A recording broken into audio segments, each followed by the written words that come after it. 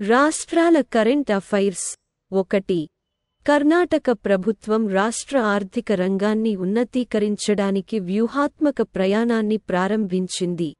ఆకట్టుకునే వార్షిక పెట్టుబడి ₹1.40 ట్రిలియన్లు. ప్రస్తుత స్థాయిల కంటే గణనీయమైన 75% పెరుగుదల. ఆసియాలో ప్రధాన పెట్టుబడి గమ్యస్థానంగా కర్ణాటకను నిలబెట్టడం, ముఖ్యంగా భవిష్యత్ సాంకేతికత మరియు అధునాతన తయారీపై దృష్టి సారించడం విస్తృత లక్ష్యం. 2. కేంద్ర హోం మంత్రి మరియు సహకార మంత్రి శ్రీ అమిత్ షా ఇటీవల గుజరాత్లోని అహ్మదాబాద్లో ఖాదీ మతి కళా మహోత్సవ్లో ప్రసంగించారు. ఖాదీ ఉద్యమం యొక్క బహుమితీయ మరియు బహుళ ప్రయోజన అంశాలను నొక్కి చెప్పారు. ఈ కార్యక్రమానికి కేంద్ర మంత్రి శ్రీ నారాయణ్ రాణే మరియు శ్రీ భానుప్రతాప్ సింగ్ వర్మ సహా విశిష్ట అతిథులు హాజరయ్యారు. 3. FITEXPO ఇండియా 2023 ఆసియాలోని ప్రధాన క్రీడలు. ఫిట్నెస్ మరియు వెల్నెస్ ట్రేడ్ ఎక్స్పోస్లో 1. డిసెంబర్ 1న కోల్కతాలోని బిస్వా బంగ్లా మేళా ప్రాంగణంలో ప్రారంభమైంది. గ్రాండ్ ప్రారంభోత్సవ వేడుకకు గౌరవ అతిథి ఇమామి చైర్మన్ శ్రీ రాధే శ్యామ్ గోయంకా మరియు ఫిట్నెస్, స్పోర్ట్స్ మరియు వెల్నెస్ పరిశ్రమకు చెందిన ప్రముఖులతో సహా ప్రముఖులు హాజరయ్యారు. 4. డిసెంబర్ 4, 2023న మహారాష్ట్రలోని సింధుదుర్గ్ జిల్లాలోని రాజ్ కోట్ కోటలో ఛత్రపతి శివాజీ మహారాజ్ విగ్రహాన్ని ఆవిష్కరించడం ద్వారా ప్రధాని నరేంద్ర మోదీ ఒక చారిత్రాత్మక ఘట్టాన్ని గుర్తించారు. ఈ సంజ్ఞ పురాణ మరాఠా యోధ రాజుకు నివాళి అర్పించడమే కాకుండా భారతదేశం యొక్క గొప్ప సముద్ర వారసత్వాన్ని సంరక్షించడం మరియు జరుపుకోవడం యొక్క ప్రాముఖ్యతను కూడా నొక్కి చెబుతుంది. 5. దుబాయ్లో జరుగుతున్న ఐక్యరాజ్యసమితి climate change conference of parties COP28 లో ప్రత్యేకించి జల్ జీవన్ హరియాలీ అభియాన్, గ్రామీణాభివృద్ధి శాఖ ద్వారా అడవుల పెంపకం విషయంలో బీహార్ ప్రభుత్వం చేపట్టిన చర్యలు అంతర్జాతీయ సమాజం నుండి ప్రశంసలు అందుకుంది. 6. ఉత్తరాఖండ్ ప్రభుత్వం డిసెంబర్ 8 నుండి 9 వరకు డెహ్రాడూన్లో గ్లోబల్ ఇన్వెస్టర్స్ సమ్మిట్ను నిర్వహించనుంది. 15కి పైగా పెట్టుబడిదారుల స్నేహపూర్వక విధానాలను ప్రదర్శించడంపై దృష్టి సారించింది. సంభావ్య పెట్టుబడిదారులను ఆకర్షించడానికి సుపరిపాలన చర్యలు, సహాయక నియంత్రణ ఫ్రేమ్వర్క్ మరియు స్థిరమైన పద్ధతులను హైలైట్ చేయడం శిఖరాగ్ర లక్ష్యం. 7. జోరామ్ పీపుల్స్ మూవ్మెంట్ ZPM నాయకుడు మరియు శాసనసభాపక్ష నేత లాల్దుహోమా డిసెంబర్ 8న మిజోరాం కొత్త ముఖ్యమంత్రిగా ప్రమాణ స్వీకారం చేయడానికి సిద్ధంగా ఉన్నారు. రాజభవన్లో జరిగే కార్యక్రమంలో ఉదయం 11 గంటలకు లాల్దుహోమా, ఇతర మంత్రిమండలి సభ్యులతో ప్రమాణ స్వీకారం చేస్తారని రాజ్ భవన్ అధికారి ధృవీకరించారు. 8. మేఘాలయ యొక్క లకడాంగ్ పసుపు అసాధారణమైన నాణ్యతకు ప్రసిద్ధి చెందింది. ప్రతిష్టాత్మక భౌగోళిక సూచిక గి ట్యాగ్ మంజూరు చేయబడింది. స్థానిక రైతులపై సానుకూల ప్రభావం మరియు వినియోగదారులకు ప్రామాణికమైన ఉత్పత్తి యాక్సెస్ను హైలైట్ చేస్తూ వ్యవసాయ మంత్రి అంపరీన్ లింగ్డో ఈ ప్రకటన చేశారు. లకడాంగ్ పసుపుతో పాటు మేఘాలయ నుండి మరో 3 ఉత్పత్తులు గీ ట్యాగ్తో సత్కరించబడ్డాయి. గారో దక్మండా సాంప్రదాయ దుస్తులు, లార్నై కుండలు మరియు గారో చుబిచ్చి మద్య పానీయం. 9. 5వ నాగాలాండ్ తేనెటీగ దినోత్సవాన్ని నాగా హెరిటేజ్ విలేజ్, కిసామాలో బీ మరియు హనీ ట్రయల్స్ అనే థీమ్తో చాలా ఉత్సాహంగా జరుపుకున్నారు. ఈ కార్యక్రమంలో ఉప ముఖ్యమంత్రి, ప్రణాళిక మరియు పరివర్తన మరియు జాతీయ రహదారి TR జలియాంగ్ హాజరై మిషన్ను మరియు రాష్ట్ర మరియు జిల్లా స్థాయిలలో సాధించిన హనీ బీ రైతులను అభినందించారు. 10. జనవరి 15 నుండి 19 వరకు స్విట్జర్లాండ్లోని దావోస్లో జరగనున్న వరల్డ్ ఎకనామిక్ ఫోరం WEF సమావేశంలో ఉత్తరప్రదేశ్ ప్రభుత్వం నుండి ఉన్నత స్థాయి ప్రతినిధి బృందం పాల్గొనేందుకు సిద్ధంగా ఉంది.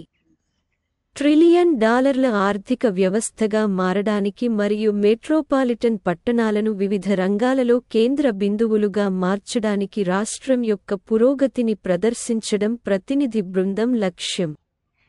11 కేంద్ర ఆర్థిక మరియు కార్పొరేట్ వ్యవహారాల మంత్రి శ్రీమతి నిర్మలా సీతారామన్ విజయవాడలోని తుమ్మలపల్లి కళాక్షేత్రంలో కృష్ణవేణి సంగీత నీరాజనం ప్రారంభించారు. ఆంధ్రప్రదేశ్ ప్రభుత్వం పర్యాటక శాఖ మంత్రి శ్రీమతి ఆర్కే రోజా మరియు ఆంధ్రప్రదేశ్ ప్రభుత్వం ఆర్థిక శాఖ మంత్రి శ్రీ బుగ్గన రాజేంద్రనాథ్ సహా ప్రముఖుల సమక్షంలో ఈ కార్యక్రమం జరిగింది. 12 రాజస్థాన్ రాజకీయ దృశ్యంలో ప్రముఖ వ్యక్తి అయిన భజన్లాల్ శర్మ రాష్ట్ర తదుపరి ముఖ్యమంత్రి కాబోతున్నారు. 56 సంవత్సరాల వయస్సులో అతను ఈ పదవికి రాజకీయ అనుభవం మరియు విజయాల సంపదను తీసుకువచ్చాడు. ఈ కథనం అతని నేపథ్యం, రాజకీయ ప్రయాణం, ఇటీవలి ఎన్నికల విజయం మరియు రాజస్థాన్లో రాబోయే నాయకత్వం గురించి కీలక వివరాలను వివరిస్తుంది. 13 ఆకట్టుకునే రూ. 50,530 కోట్ల విలువైన అవగాహన ఒప్పందాలు, మోలు సుమారు 300 కంపెనీలతో విజయవంతంగా కుదుర్చుకున్నాయి. ఇది బీహార్కు అద్భుతమైన విజయాన్ని ప్రతిబింబిస్తుంది. ఈ ఒప్పందాలు వివిధ రంగాలలో విస్తరించి ఉన్నాయి. పెట్టుబడిదారులకు రాష్ట్రం యొక్క విజ్ఞప్తిని నొక్కి చెబుతుంది.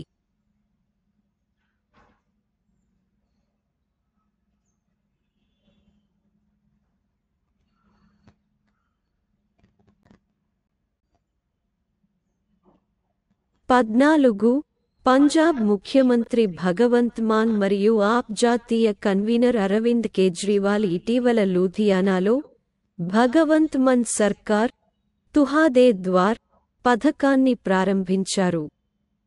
ఇది రాష్ట్రానికి చారిత్రాత్మకమైన రోజుగా గుర్తించబడింది.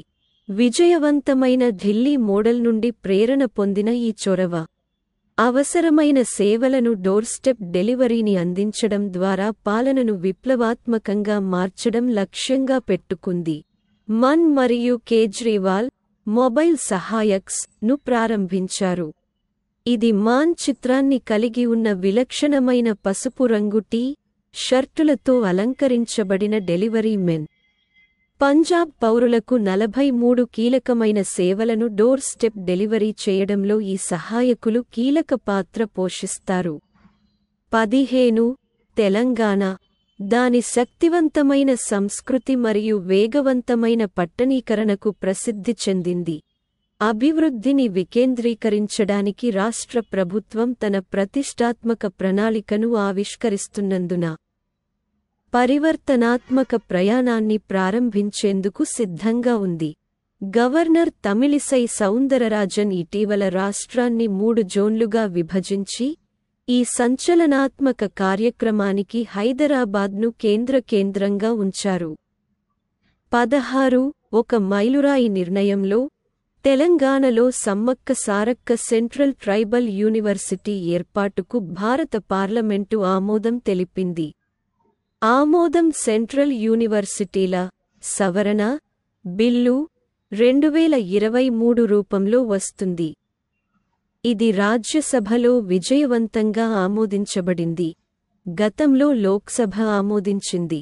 ఈ చర్య గిరిజన ప్రాంతాలలో నాణ్యమైన విద్యను అందించడం మరియు సమ్మిళిత అభ్యాస వాతావరణాలను పెంపొందించడంలో గణనీయమైన పురోగతిని సూచిస్తుంది.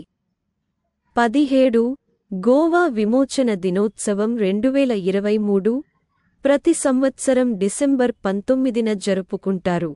ఇది పోర్చుగీస్ వలస పాలన నుండి రాష్ట్రాన్ని విముక్తి చేసినందుకు ప్రత్యేక ప్రాముఖ్యతను కలిగి ఉంది. 2023 సంవత్సరం ఈ మహత్తరమైన సందర్భానికి 62వ వార్షికోత్సవం జరుపుకుంటుంది.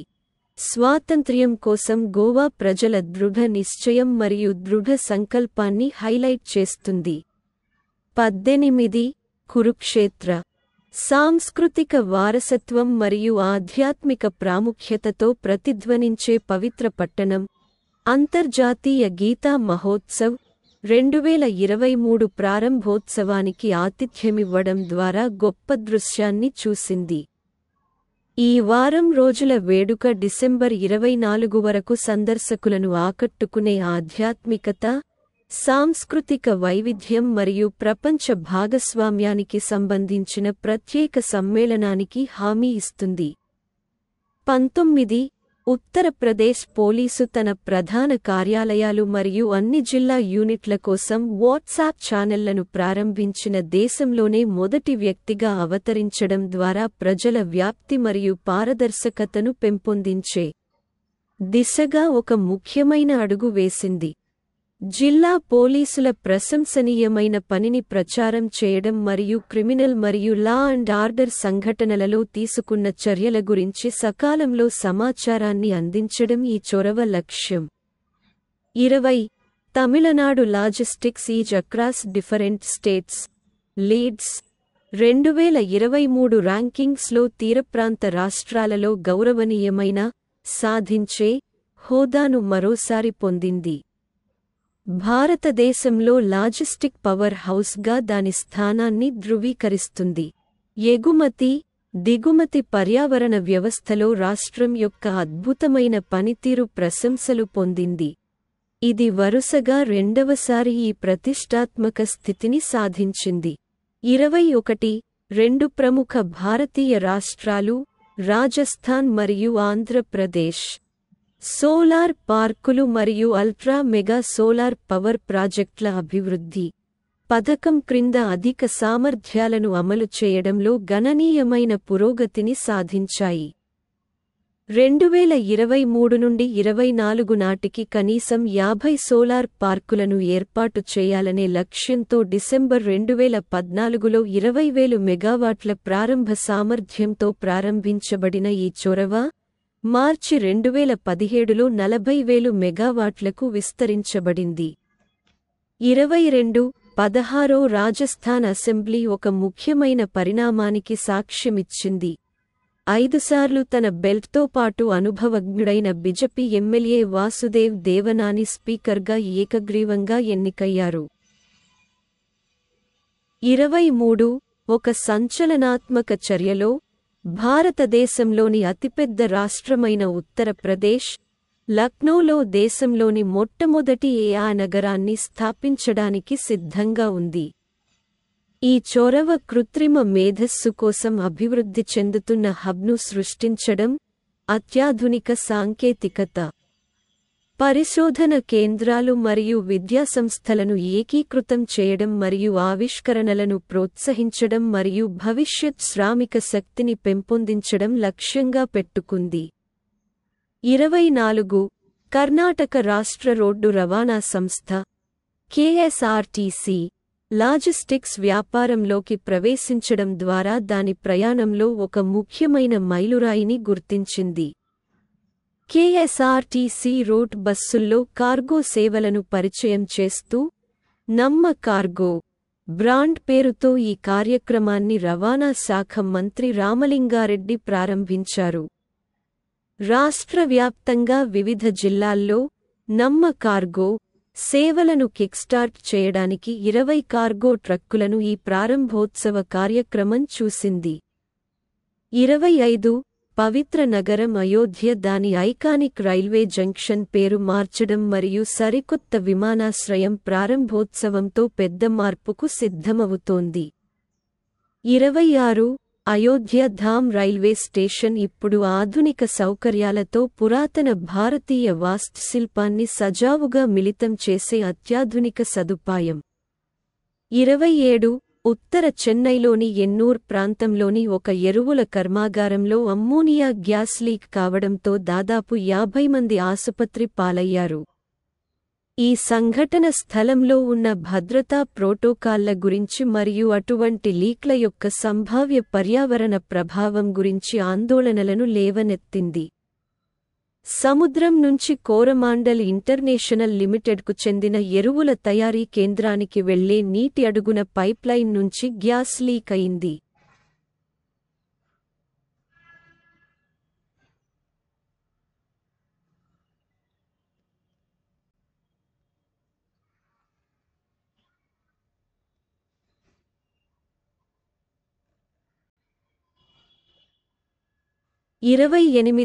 విమానాశ్రయం ప్రస్తుతం మర్యాద పురుషోత్తం శ్రీరామ్ ఇంటర్నేషనల్ ఎయిర్పోర్ట్ అనే సుదీర్ఘమైన పేరును కలిగి ఉంది. యోగి ఆదిత్యనాథ్ ప్రభుత్వం రామాయణ ఇతిహాసాన్ని రచించిన గౌరవనీయ కవిని గౌరవిస్తూ మహర్షి వాల్మీకి విమానాశ్రయం గా పేరు మార్చాలని ఆలోచిస్తున్నట్లు సమాచారం. 29 లక్నో, ఉత్తరప్రదేశ్. క్లీన్ ఎనర్జీ మరియు వాతావరణ మార్పులను ఎదుర్కోవడంలో భాగంగా రాష్ట్ర గ్రీన్ హైడ్రోజన్ పాలసీ -2023ని అమలు చేయాలని ఉత్తరప్రదేశ్ ముఖ్యమంత్రి యోగి ఆదిత్యనాథ్ అధికారులను ఆదేశించారు. ఈ విధానం శిలాజ ఇంధనాలకు మంచి ప్రత్యామ్నాయమైన గ్రీన్ హైడ్రోజన్ ఉత్పత్తి మరియు వినియోగాన్ని ప్రోత్సహించడం మరియు పెంచడం లక్ష్యంగా పెట్టుకుంది. 30 Uttar Pradesh.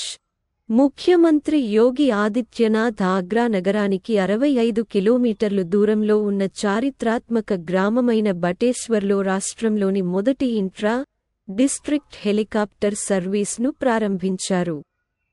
Public private partnership (PPP) మోడల్లో నిర్వహిస్తున్న ఈ వెంచర్ ఈ ప్రాంతంలో పర్యాటకానికి కొత్త తలుపులు తెరుస్తుందని భావిస్తున్నారు.